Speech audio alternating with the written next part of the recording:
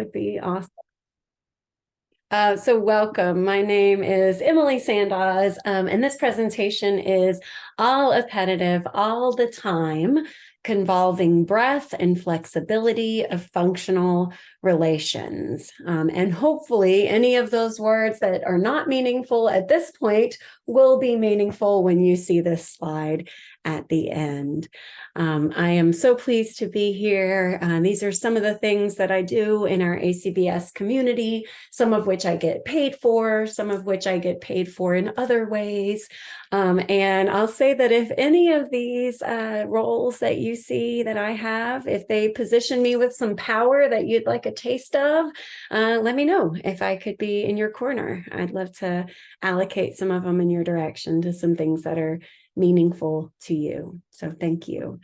I want to start by acknowledging my perspective. And what I mean by that is just acknowledging sort of that I have a perspective. We'll get more about what that is along the way.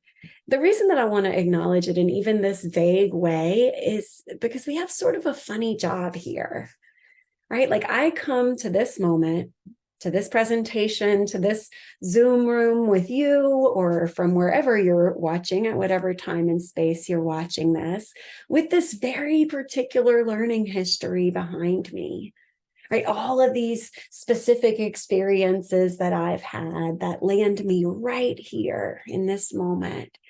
All of those specific experiences contributing to this specific perspective, specific way that I see and understand the things that we'll be talking about today. And of course, there's nothing, especially unique about my perspective. Each of you comes to this moment, to this presentation with your own learning history and your own very particular perspective that is unique to you. And so it's sort of a funny job that we have here, right? When we come together, for me to share some of these ideas about some things that are really dear to my heart, because we want our perspectives to kind of overlap, right? We want them to overlap just enough that the words that I'm saying, the ideas that I'm sharing are going to be meaningful, but not overlap so much that you won't learn anything. Right? The idea is that I might be able to take some little bits of my history and translate them into a presentation for you today, which can create a little bit of stuff, add a little bit of stuff to your history, which might allow you to expand your perspective. My hope, certainly, my hope is that that expansion might be useful to you.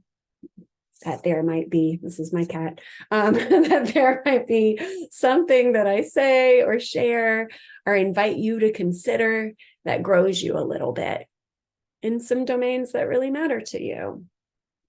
I also have this slide and talk about my perspective to acknowledge that I don't speak for anybody else, that there are plenty of smart and compassionate and beautiful humans that disagree with some of what I'll say, that see it differently.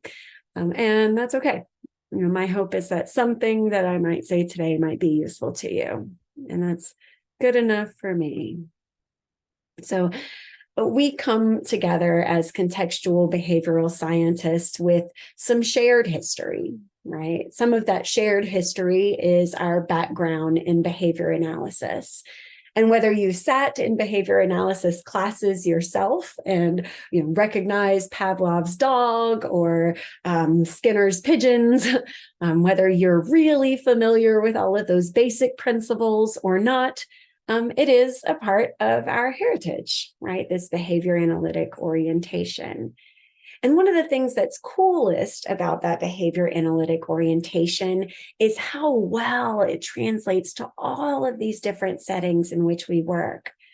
I work as a psychotherapist. I use the behavior analytic orientation to shape people's behavior in the psychotherapy setting. Right? I'm also a teacher. I'm also a trainer. And the neat thing is that even if you don't do any of those same things that I do, those behavior analytic principles lend themselves or our goal is that they lend themselves to make all of us more effective wherever it is that we're trying to influence behavior. And we get to decide what effective means.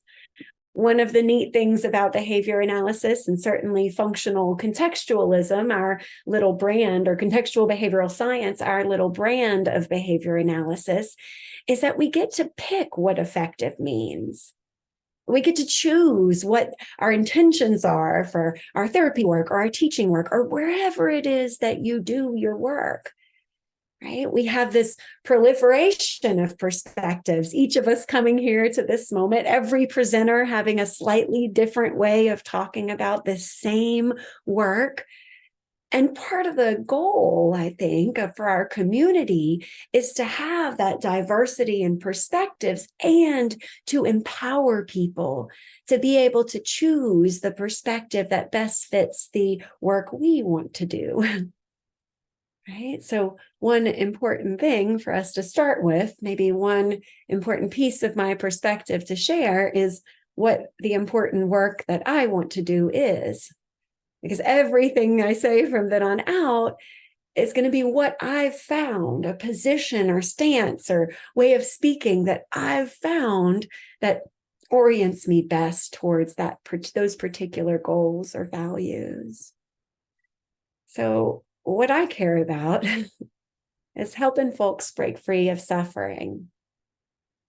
I care about helping folks to sit with the things that are most difficult for them, to open up to those experiences, and to orient towards what matters to them in any moment, right? To be able to live free from suffering, even where there is pain, even where there is hurt or disconnection, right? That is what I care about. And we bring this orientation, I think it's shared, and we bring this into a number of different spaces, right? We can acknowledge that suffering is happening all over the world.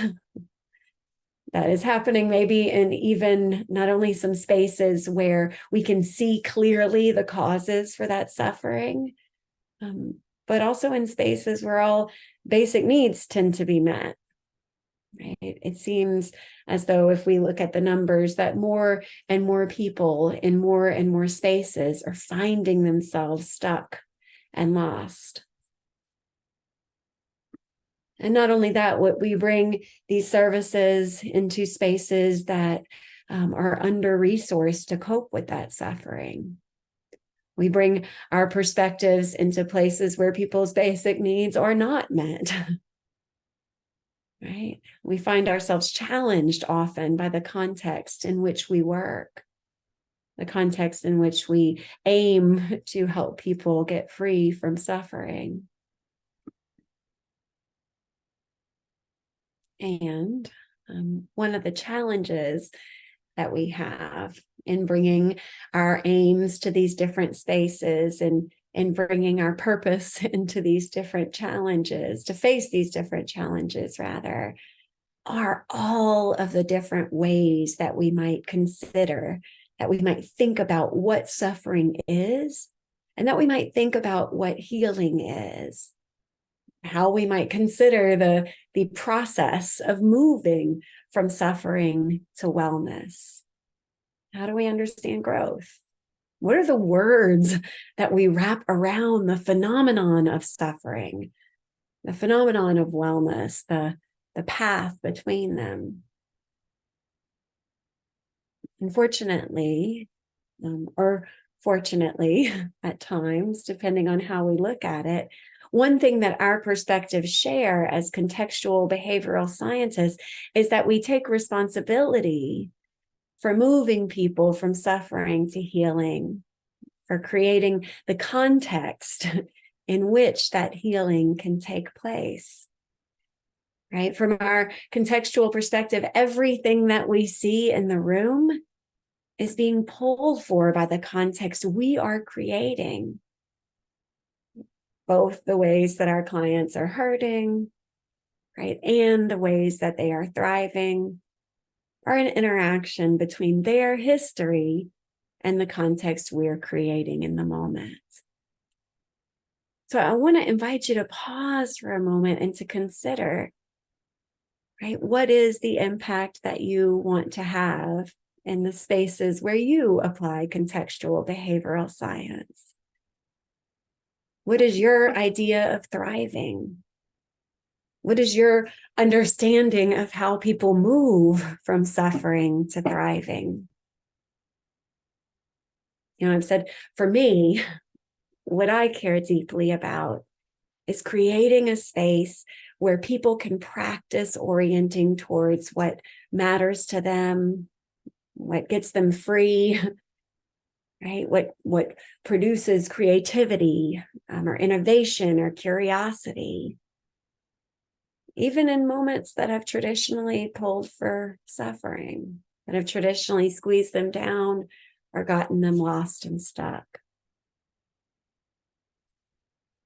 For me, when I'm introduced to a new term or a new approach, it's that from which I evaluate it, right? To what extent does it orient me to create that kind of context for my clients? Because all too often, I think we look at the suffering around us and we look at the ways that the people that we serve are under-resourced.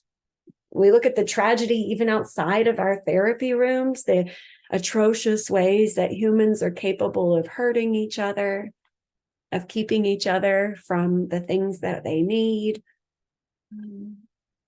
And we tend to put the causes of that suffering then right inside of the humans. Right? We tend to point to causes that are, labels, that are characteristics, that are political positions or personality variables or diagnoses. And we do it not only in looking around us in the society that we see, but also in the very people that we serve. In fact, in the moments that our clients are suffering the most, in the moments that we are struggling the most to serve them, those are often the moments when we tend to orient in that way. We tend to blame the client's diagnosis or our therapy modality, right? Or ourselves, our incompetence, where we put the causes for suffering inside of the human, where we step away, I think, from our perspective and into one that, for me, doesn't give me any freedom to move, doesn't tell me how to intervene, right? Maybe even gives me permission to abandon the work, to blame the client. And we can do better, right? We have in our hands, we have in our perspective that we share an incredibly powerful way of dividing the world in terms of context and behavior and the functional relationships between context and behavior. And for me, it's this perspective that I'd like to highlight. It's this perspective that allows us to do more than blame, to do more than put the causes for behavior inside of the people that we serve. We might move, I think, first through these three ideas of context and behavior and function. Maybe this is review, and sometimes it's important to review. So first, behavior, right? What I mean when I say behavior is a dynamic behavioral stream. Everything that you are doing in any one moment, right? And you might pause and consider how many things you are doing in even this one moment. Right? Notice that your behavior is dynamic. It's constantly changing. We don't call it behavior unless there is movement and change. And consider how complex that stream is. We said all behaviors. So if we take the metaphor of the stream, right, we can think about currents within that stream.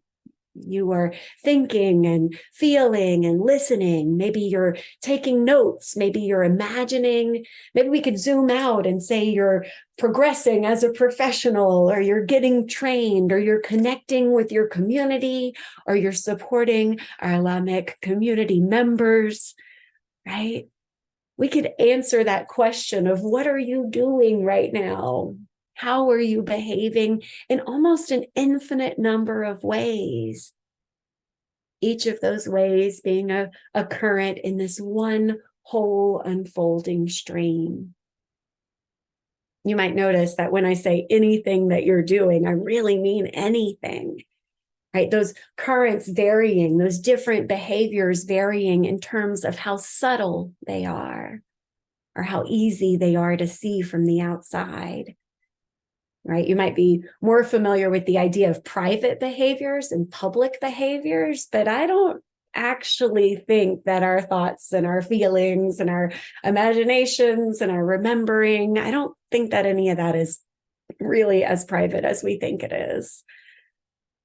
Those of you who work closely with humans, right? You might notice that there are times when you can see exactly what your client is thinking, where you can rely on your history with a human, your history with a person, to see really clearly what the feelings are that are bubbling up inside them. Right? Maybe a little tension in their jaw, or a tiny move of their eyebrow, a shift in the tone of their voice, right? A way that they're holding their body. Right? From this perspective, we might try on that idea of subtlety of behavior as a product of the observer's experience with that human engaging in this behavior in this context, where subtlety decreases the more that we interact with a particular human. Right? The more deeply we can swim within that stream, the better we can perceive all of the complexity of their behavior in any one moment. We might also note that in this behavioral stream, different currents are related in different ways. Some of them move quite closely together, right? When one changes, the other one changes. You might notice that when you are anxious, your heart is pounding, you're having feelings of anxiety. Maybe there's a little bit of sweat on your brow. Maybe your voice gets a little tight. Maybe the muscles in your throat or in your shoulders, right, become tense. Maybe you orient more towards threat in those moments.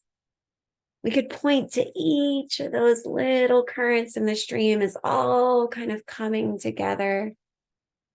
Maybe even with some behaviors that are less subtle, like the little things you do to avoid, to make the anxiety less, right? So we can imagine these currents within the stream constantly unfolding, varying in terms of how subtle they are to the humans that we are spending time with, and varying in how closely connected they are, how much they co-vary with each other. I want to invite you to pause and notice the complexity of this perspective.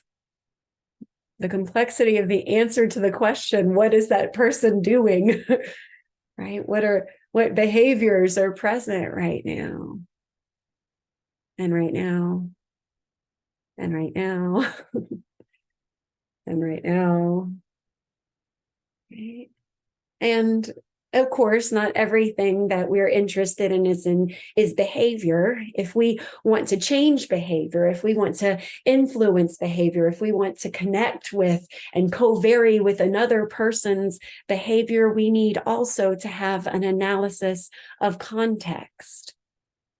Context being anything outside of the behavioral stream that changes with it. And remember, we said that behavior is constantly changing. And so the context too is constantly changing. Behavior shifts now.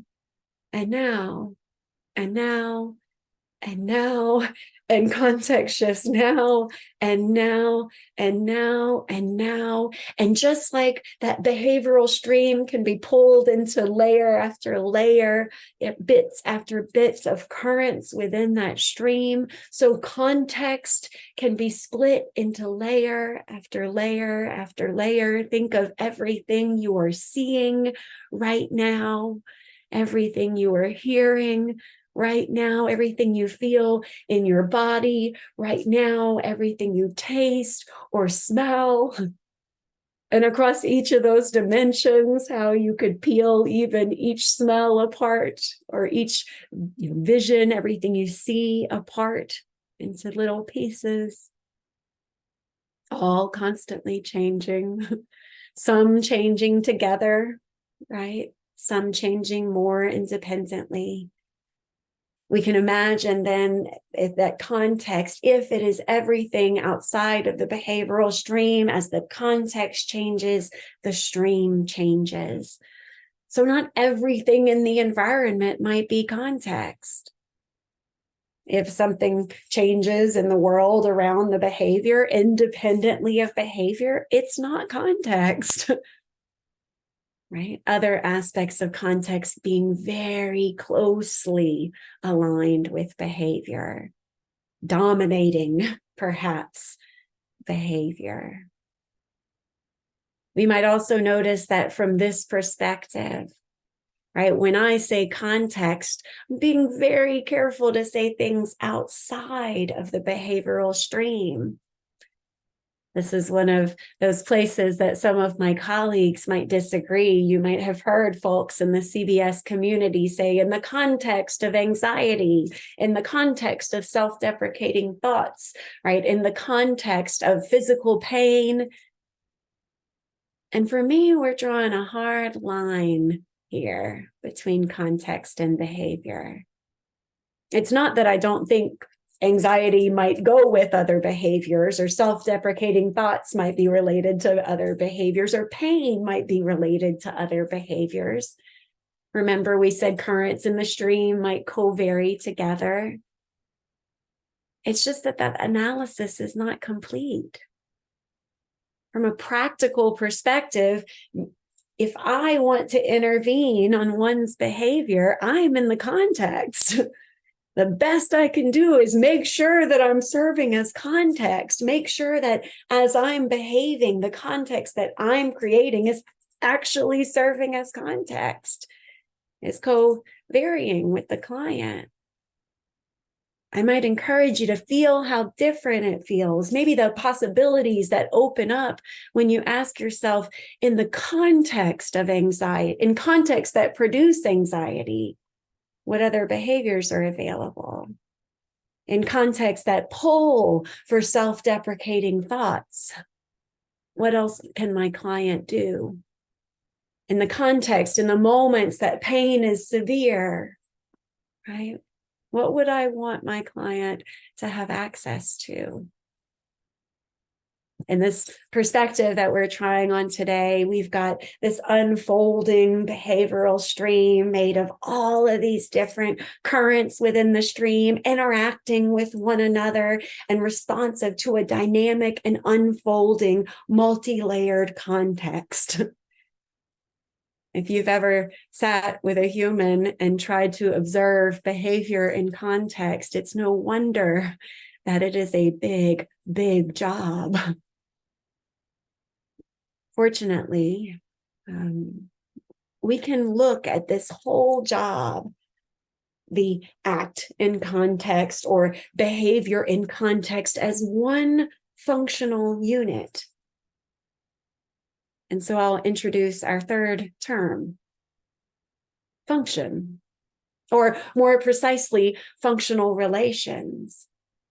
Functional relationships between context and behavior.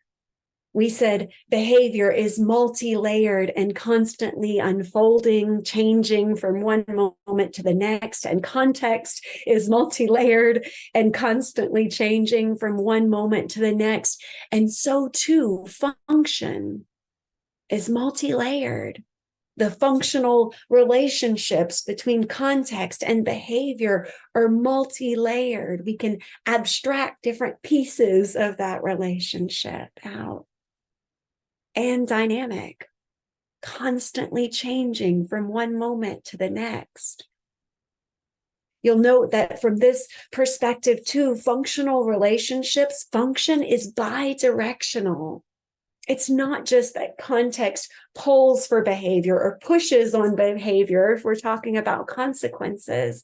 From this perspective, behavior also influences context. You'll notice that we don't engage in behaviors that don't change our context. From the most complex to the most simple, if I turn my head, right, my visual field just changed. The context just changed. If I cover my ears, the context just changed. If I step from the grass onto the rocks, the context just changed. We don't do things that do not change context. And of course, I don't mean objectively. I don't mean from some outside perspective. I mean from the perspective of the behaving organism. From this perspective, when we say functional relations, we mean a dynamic, moment-to-moment interaction between an unfolding and complex behavioral stream and an unfolding and complex context. We mean that interface where context and behavior are interacting bi-directionally. In this moment, in this moment, in this moment. I think that this perspective allows us to appreciate the complexity. Of course, there is utility in breaking up the things that we're watching in terms of behaviors and antecedents and consequences. Of course, it's sometimes useful to drop down to a linear level and to look at things a bit more mechanically. And I think there's some really cool implications of this perspective. If you work in places that are as complex as the places I work, right? And the places that I work, I am interested in that complexity. One of the gifts of allowing that complexity to be is that we can characterize those complex functional relations between context and behavior in a way that allows us to track them in a moment-to-moment way. You'll note that if we really think of all of the behaviors we're engaged in and all of what we're responding to and all of what we're changing with our behavior in any one moment, it's like a little overwhelming.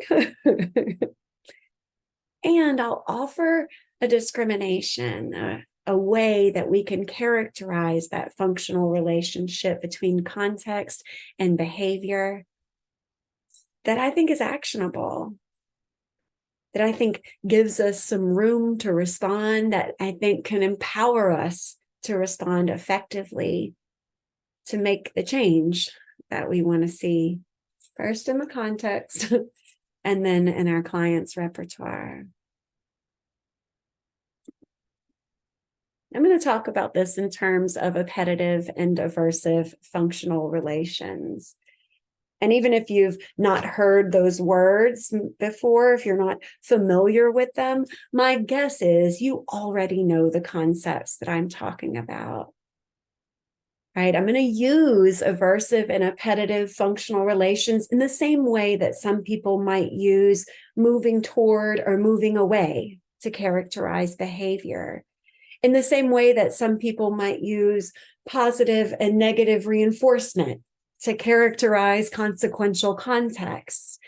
In the same way that some people might use psychological inflexibility and flexibility to characterize whole repertoires.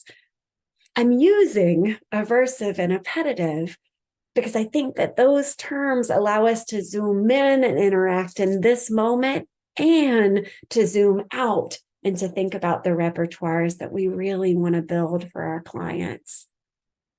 I also think that we have kind of a syntax problem with the positive and negative thing. Like if right now I drank some water, which I'm actually going to do, right? Was I moving towards water? Was water positively reinforcing, right? Or was I moving away from thirst? Was the water negatively reinforcing? I mean, if we just think about this in terms of moving towards or moving away, adding or subtracting some stimulus, it's actually pretty hard to work with. But of course, you know the difference. Of course, when you are interacting with a human, when you're watching any organism interact with their environment, of course you can tell, right? You can tell the difference between flexibility and inflexibility. And the more sensitive you are to their subtle responding, to their patterns, the more that you're co-varying with them, the better you are at it. If we think about one side of functional relations, we think about these on a continuum. If we think about sort of one side of the continuum, we might think about one possibility between context and behavior being aversive functional relations. And when we see aversive functional relations, we're capturing that same thing that we mean in terms of moving away, that same thing that we mean in terms of negative reinforcement. Right? And there are qualities to this behavior. It's that running and fighting and hiding and fawning behavior that we don't have to characterize topographically, because functionally we can see how it narrows and rigidifies the repertoire. We can see that behavioral stream become narrow and rigid. And because behavior and context and function are of a kind, because they're one unit, as the behavior becomes narrow and rigid, so does the context. The context becomes narrow and rigid. Certain aspects of our environment, when we're running, fighting, or hiding, just drop out. We stop perceiving them. We stop responding to them. From our perspective, as the behaving organism, they disappear, right? And so if we're the person trying to create a learning environment for someone who is in aversive functional relations with the context we're creating, that learning is difficult. At the level of the repertoire is rigid. The repertoire is narrow. We have to work hard to even be context without being part of the aversive context, without being part of the thing that the person is running, fighting, hiding, or fawning from. Right? Because as we engage a context aversively, we actually get better and better at aversive learning. We get better and better at detecting threat, things that are neutral, that we barely perceived at one point, now are salient or dominant. We become really good at detecting aversives. We become really good at letting those aversives dominate the functional relationship. We get really good at learning new ways and new ways and new ways of running and fighting and hiding and fawning. And that interferes with other kinds of learning. Our world stays narrow and rigid. Our repertoire stays narrow and rigid. I think this is what we're naming when we say psychological inflexibility. We're naming that aversive learning repertoire becoming dominant. Fortunately, though, there are other kinds of functional relations. There's a whole nother side to that continuum. Because some kind of behavior that we engage in is not about running, fighting, or hiding. Some kinds of behavior that we engage in is about moving towards. It's seeking and exploring and engaging behavior.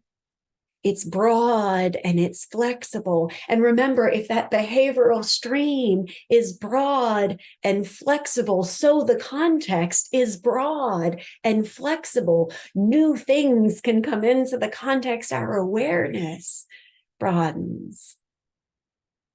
We can move our repertoire to respond from moment to moment to different aspects of context. And as the context becomes bigger and more flexible, our behavior becomes broader and more flexible. It's easy for new things to become context. We might notice here too that the more we engage the environment appetitively, the more we relate to the environment appetitively, the better we get at it. The better we get at appetitive learning, the better we get at detecting appetitives, at allowing those appetitives to shape novel behaviors for novel circumstances. The better we get at clarifying values and goals that can support those actions, those appetitive actions in brand new novel circumstances. Right? We get better and better at appetitive learning. I think if we zoom out then to that level, this is what we mean by psychological flexibility. I mean, somebody who's really good at appetitive learning in lots of different circumstances. I think about what I want to create in terms of a learning context for my clients, for my students, for my lab. It's an appetitive environment, but not just an appetitive context, not just a place where they can rest and seek and explore and engage for that moment, but actually a context that promotes appetitive learning, a context that builds the appetitive learning repertoire, a context that actually is safe enough and sound enough and accepting enough that it allows folks to contact things that function as aversive and still orient to things that function as appetitive, gradually transforming their world, seeding more and more appetitives in different aspects of the world in which they play. I sometimes like to use the metaphor of pottery, of throwing pottery. And I think that this detection or discrimination of functional relations requires us to be aware and in contact with what is happening between us and our client in any one moment. If we think of ourselves as the context in which our client's behavior occurs, then our job from this perspective is to create first an appetitive relationship between us and the client that allows for safety, for us to bring in aversives, using just our words to present things that are challenging.